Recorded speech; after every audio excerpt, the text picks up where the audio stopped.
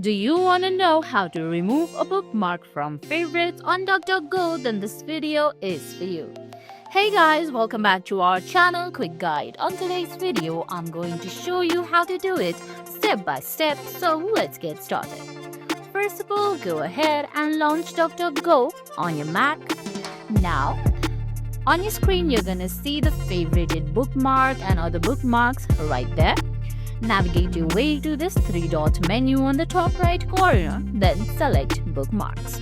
Once you do that, you can see the favorited bookmarks with a star on the right side of them. Just go ahead and hover your cursor over it, then tap on the three-dot menu.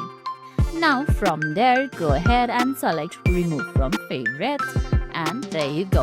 And guys, that's it. I hope you found this video helpful. If you did, please give it a thumbs up, leave a comment, subscribe to our channel and hit that bell icon. See you in the next video. Thanks for watching.